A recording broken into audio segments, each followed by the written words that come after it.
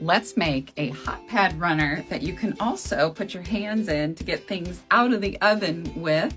And I made this all out of scraps from my last quilt. It's a fun project. So these are all scraps and pieces from the borders that I did for my project. All right, so I wasn't recording when I did that, and I thought I was.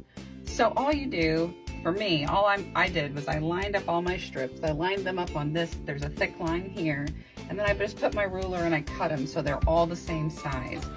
Now order your strips however you want and then sew them together using a 1/4 inch seam. I'm using my 1/4 inch seam foot because y'all know I love that and it makes life really easy. You lay these pretty side to pretty side because you want to have it open up and show the pretty fabric. All right, so I sewed all the strips together and then I cut them to the same width as these strips that I already had. Now I'm going to sew them together like this so that I have a really cute little runner. Because you're trying to line all this up, I really recommend pinning before you sew.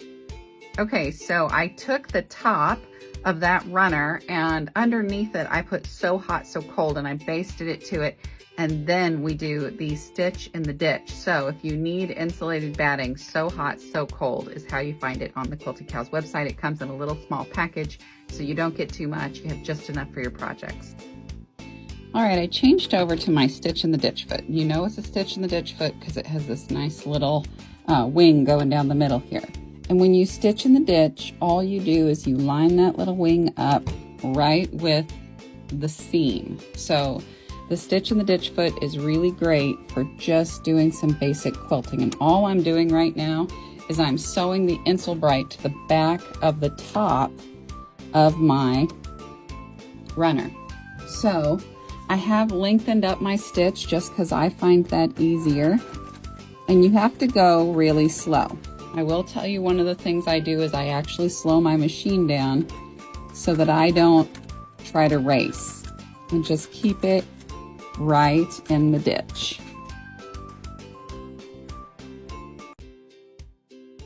All right, so I decided I want to make a little pocket on the back of my runner. I cut this the same width of my runner, which is about 13 inches.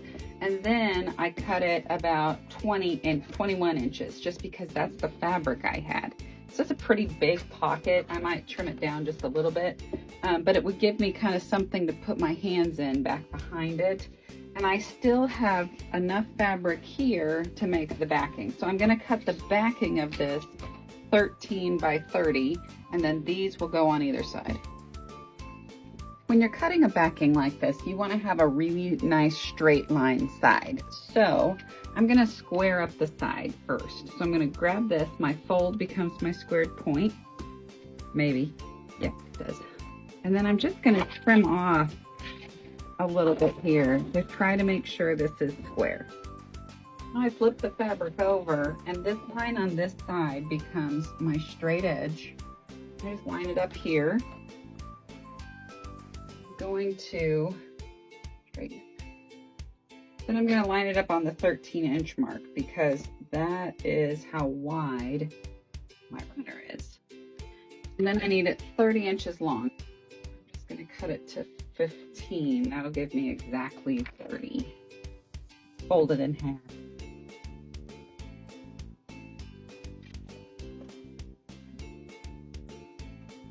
I did my job right. This will all line up. All right, let's put some pockets on the back of this bad boy. So what I did is I folded that fabric in half. So it's 13 inches wide, which is the width of my fabric. And then I just left it what it was, what I had, which is I think about 21. And I just folded it in half like this to make a really nice sized big pocket, because I am going to use this to grab stuff out of my oven and I always burn my hands. So the trick to this is it seams upside down and backwards. So this is the top of my runner, right? This is my pocket. So I'm going to lay my pocket here. I'm going to lay my runner that way. I'm going to lay my other pocket here. So when I flip this right side out, if I've done this correctly, then it will work.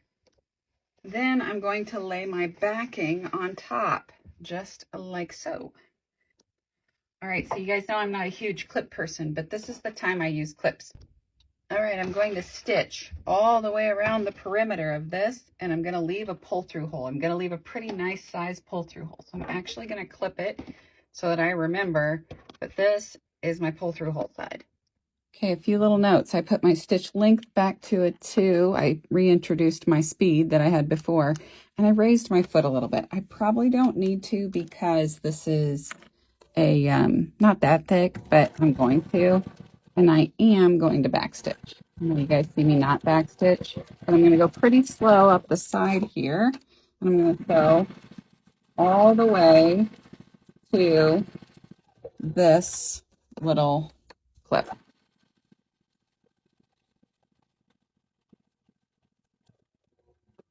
When I get to this clip, I'm going to backstitch because there's a lot of pressure that goes on that pull through. Okay, one of the tips before you flip it is to go around and kind of check and make sure you grabbed the base of that pocket and that it's all in there, because once you flip it, you can fix it. It just takes you a little bit extra time. So this one's got some risk, but I already trimmed it and I already restitched it. So we'll see how this works. Another note. I have a big pull-through hole. As my friend Jennifer would say, it's wicked big. Well, it needs to be wicked big because this is a wicked big runner. So wicked big pull-through hole, you'll have to stitch this down, which is difficult, but you can do it. As you flip to the back, the pockets will go to the back. Use a stiletto like that to poke out the corners. All right, my pockets are on the back, and I'm going to go iron this out really good so that I can top stitch around and close this pull-through hole, which is really big, and make this all work real well. All right, so the last thing we're going to do is top stitch. I'm lengthening up my stitch length, which I should have done with my foot up. Lengthening up my stitch length, gonna drop it down. I've got my foot raised just a little bit, and we're gonna go kind of slow, not super slow. I'm doing this at about 1/8 of an inch. So here's my 1/4 inch seam foot, and I've come in about halfway, and I'm going to stitch all the way around. Now I've got it pinned here where the hole is. Got one little piece I need to clip. We're going to have a really cool thing. So this is the most important part when you're doing a top stitch, which is closing in the hole. You want to make sure it's all really well tucked in. You don't want it poking out. I've ironed this. So I always do my top stitch at 1/8, especially if I've got a pull through hole, because it makes sure that it grabs those little sections that you've got folded in and closes up the hole. Notice that I did pivot that needle that time. I didn't just sew to the end. All you do is get close to the end, leave the needle down, lift the foot up, pivot the thing around, and you can keep going. It'll look really good.